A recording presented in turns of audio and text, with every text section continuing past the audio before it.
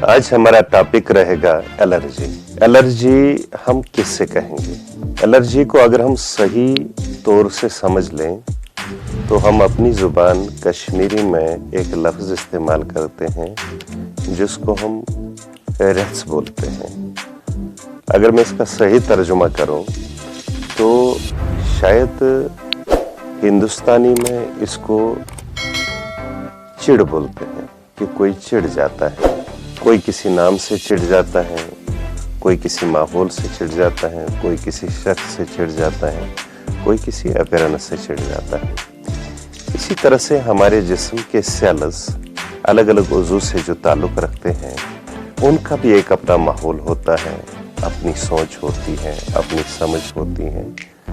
तो वो अपने हिसाब से किसी न किसी चीज़ से ऐसे चिढ़ जाते हैं जिसकी वजह से एक ऐसा माहौल बन जाता है जिसको हम ओवर रिएक्टिव कहते हैं, यानी सेल की ओवर रिएक्शन। ओवर रिएक्शन हम किसको कहेंगे?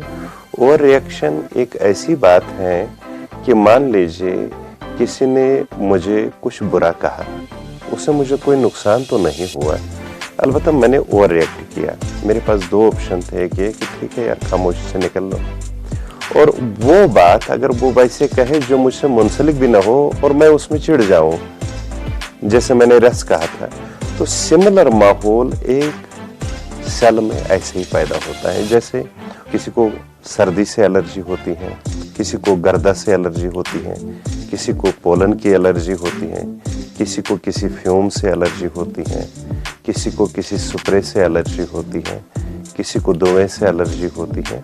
तो इस एलर्जी के अलग अलग सिम्टम्स हो जाते हैं।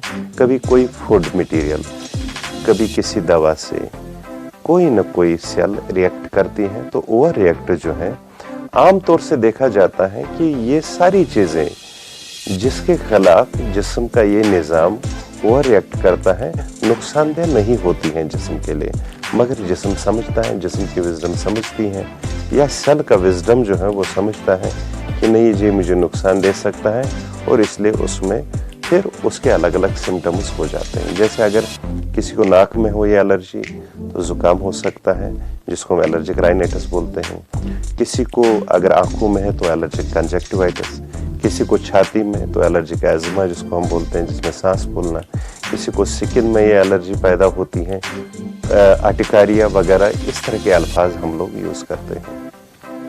फिर देखेंगे इलाज क्या है इसका। देखिए इलाज अगर हम देखें जिसको हम अंग्रेजी तरीके इलाज कहते हैं, एलोपैथी जिसको हम बोलते हैं, तो वहाँ पर एंटी एलर्जिक एक कैटेगरी आती है और दूसरा स्टेरॉइड। एंटी एलर्जिक किसी हद तक इस एलर्जी को दबा देते हैं और उसके बाद वो टाइम पीरियड जब ख़त्म हो जाता है उस दवा का एक्शन का पीरियड, तो उसके बाद फिर आ जाते हैं इस तरह के सिम्टम्स।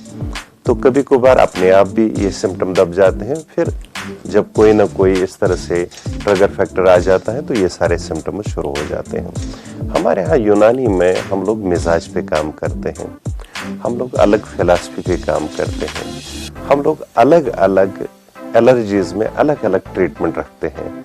और बिलीव मी कि बेशतर एलर्जीज जैसे आर्टिकारिया है, क्रॉनिक आर्टिकारिया बन जाता है और कोई ट्रीटमेंट उसका ऐसा नहीं होता है कि भाई ये जड़ से ख़त्म हो जाए।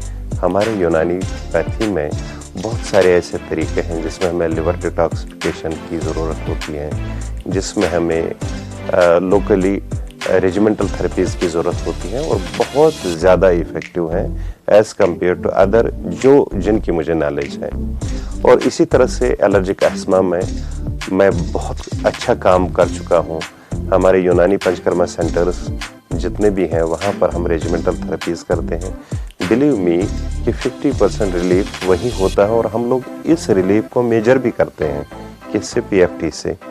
पहले भी पीएफटी करते हैं, बाद में भी करते हैं, और इस दौरान हम समझने की कोशिश करते हैं कि रिलीफ जो है वो कितना तक आ गया है। तो डिफरेंट लोगों को डिफरेंट आता है, छोटी उम्र में ज़्यादा जल्दी आ जाता है और बड़ी उम्र में कम आता है, मगर इमीडिएट रिलीफ हो जाता है।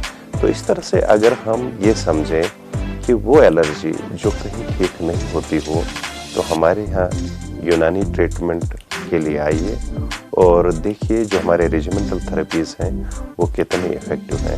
اگر کسی دوست کو، کسی احباب کو، کسی رشتہ دار کو آپ کو اس طرح کی کوئی الرجی ہو تو براہ کرم ان کو یہ والا ویڈیو فارورڈ کر لیجئے تاکہ ان کو کسی نہ کسی طرح سے کوئی نہ کوئی فائدہ ملے۔